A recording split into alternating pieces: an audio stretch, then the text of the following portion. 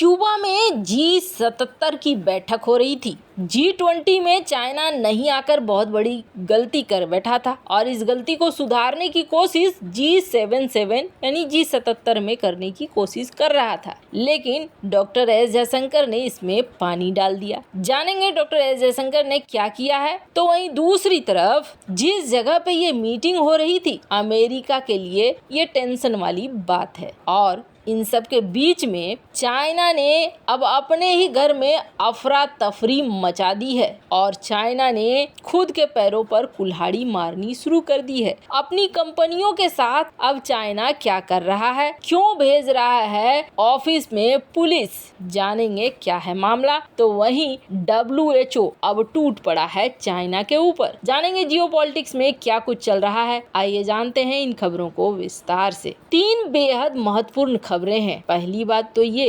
WHO के chief, ये पहली बार ऐसा देखने को मिला। जो लोग रेगुलर इस चैनल को फॉलो करते हैं उन्हें बहुत अच्छे से पता है कि जब महामारी का समय था तब चाइना ने डेटा देने से किस तरीके से मना किया था। तब वो एक समय था जब WHO के चीफ के ऊपर भी बहुत सारी बातें कही जा रही थी और ये कहा गया था कि ये टेड्रोस कहीं ना कहीं चाइना से मिली भगत तो नहीं है इनकी, ये भी आरोप लगे थे। लेकिन होता है ना, समर्थ को नहीं दोष गोसाई। जब शक्तिशाली देश होते हैं तो फिर बहुत सारी चीजें दब जाती है। ऐसा ही उस वक्त चाइना के साथ था। पर अब धीरे धीरे जैसे चाइना कमजोर पड़ता जा रहा है, उस पर दुनिया हावी भी होती जा रही है। अब ये देखने को मिला है, स्क्रीन पर आपको एक आर्टिकल दिख रहा है जिसमें WHO चीफ ने चाइना को कहा है कि हमें महामारी के कारणों को लेकर जानना है और हमें चाहिए फुल कंट्रोल। आप वुहान का कंट्रोल दो, हमें वहां भेजने दो।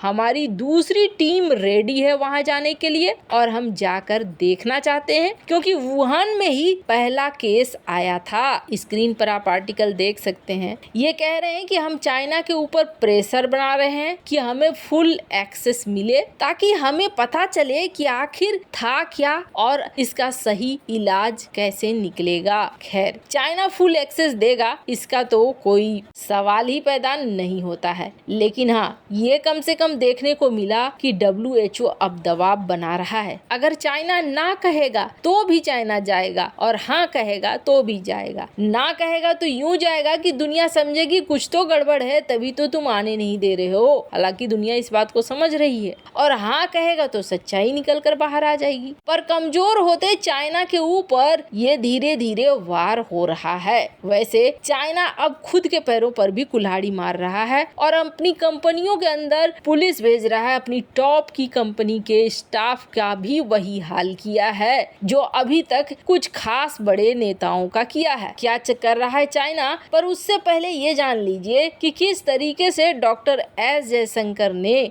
G20 का बदला G77 से लिया है। दरअसल आपको बता दें, G20 और इसके अलावे एक और संगठन है G77। G77 में वैसे तो 134 देश आ गए हैं, लेकिन इसे G77 बोला जाता है। भारत में 9 और 10 सितंबर को हुआ G20 का मीटिंग और इसमें दुनिया के विकासशील देशों के संगठन आए और आने के बाद यहाँ पर जो कुछ भी हुआ वो सबने देखा। चीन ने देखा कि ये मौका है, हम नहीं जाते हैं, नहीं जाएंगे तो भारत का G20 बिखर जाएगा और चीन नहीं आया। नहीं तो आया, लेकिन इसका उल्टा हो गया। चाइना नहीं आया, G20 सफल रह गया और लोगों को ये भी समझ में आ गया कि चाइना के बगैर भी बड़ी बड़ी शक्तियां फैसला ले सकती हैं, सही फैसला ले सकती हैं और संपन्न हुआ। G20 का रूप ही बदल गया, ये देखने को मिल गया। वहीं आपको बता दें, जो चाइना की तरफ से प्रीमियर आए थे उन्होंने बहुत कम मीटिंग की और बहुत कम लोगों से मिले, यानी वो दिखे भी कम। भारत और चीन में ग्लोबल साउथ देशों का लीडर बनने की होड़ है। G20 में भारत की अध्यक्षता में अफ्रीकन यूनियन संगठन मेंबर बन गया। इतना कुछ जब हो गया तो चाइना ने सोचा कि चलो G77 में हम अपने किए गए गलतियों को सुधारेंगे और G77 का बैठक किया गया। इस बैठक में सबसे पहली बात तो ये है कि ये बैठक किया कहाँ गया। ये बैठक हुआ क्यूबा के हवाना शहर में और और इस बैठक में चीन भी शामिल हुआ। इस दौरान चीन का प्रतिनिधित्व ली सी ने किया और यहाँ पर पहुँचने के बाद इन्होंने कहा कि चीन दुनिया का सबसे बड़ा विकासशील देश है। हम कितनी भी तरक्की कर लें, हमेशा ग्लोबल साउथ के सदस्य रहेंगे, विकासशील देशों का साथ देंगे। और चीन ने कहा G77 देशों को आइए हमारे BRI प्रोजेक्ट का हिस्सा बनिए। आपको बता दें G77 में जिस तरीके की बातें हुई वो बातें एकदम से पश्चिमी दुनिया के खिलाफ। कुछ ऐसे भी बातें हुई जिसको एंटोनियो गुटरेस ने समर्थन दिया और इस G20 की अध्यक्षता करने वाले ब्राजील के राष्ट्रपति लूला डी सिल्वा भी इस मीटिंग में शामिल हुए थे। बैठक के दौरान क्यूबा के राष्ट्रपति मिगुएल डियाज कैनेल ने कहा कि पश्चिमी देश अपने हिसाब और अपने हितों को ध्यान में रखकर दुनिया चला रहे हैं। खेल के नियम बदलना होगा और अब हम ग्लोबल साउथ देशों के हाथ में खेल के नियम हैं, हमें उस हिसाब से चलना होगा। वहीं दुनिया में क्लाइमेट चेंज की भी बात हुई, कर्ज की समस्या की भी बात हुई और चीफ एंटोनियो गुटरेस ने कहा कि दुनिया ने विकासशील देशों को निराश किया है, ऐसा होना नहीं चाहिए। कोलंबिया के प्रेसिडेंट ने कहा चारों तरफ युद्ध चल रहा है, सब एक दूसरे को मार रहे हैं और ये खत्म होना चाहिए। इजराइल फिलिस्तीन का झगड़ा हो, रूस यूक्रेन का झगड़ा हो, इसका समाधान ढूंढना चाहिए। हालांकि इन्होंने जो बात कहा वो तो बिल्कुल सही है, झगड़ा तो होना नहीं चाहिए। अब सवाल उठता है कि भारत ने क्या किया इस मंच पे। जब G77 बना था 1964 में, तब भारत ने पहली बार इसकी अध्यक्षता की थी।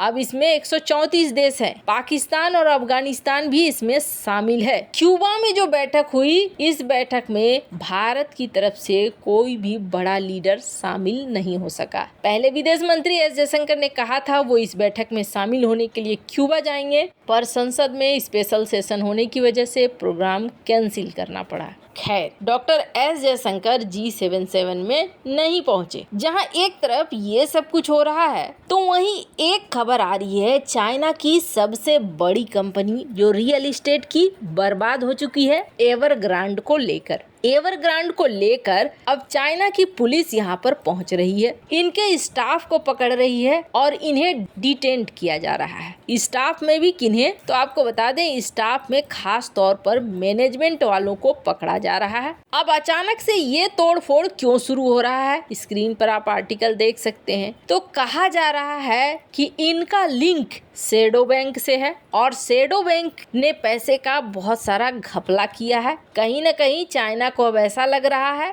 कि जो चाइना के अंदर सारी समस्याएं जन्म ले रही हैं, उन समस्याओं में बड़ा हाथ है शैडो बैंक का। जो लोग नहीं जानते हैं शैडो बैंक क्या है, मैं बता दूं। दरअसल शैडो बैंक बैंक की ही तरह कुछ लोगों द्वारा, कुछ संस्थाओं द्वारा बनाया गया बैंकिंग सिस्टम है, जहां फंड है लेकिन बैंकों के नियम इसमें लागू नहीं है। काले, पीले, नीले, हरे हर तरीके के पैसे इसमें रखे जा सकते हैं और जिनका इस्तेमाल हो जाता है रियल सेक्टर में। वैसे इन सब मामले में आपकी क्या राय है, कमेंट कर जरूर बताएं। जल्द मिलते हैं अगली वीडियो में नई खबर के साथ।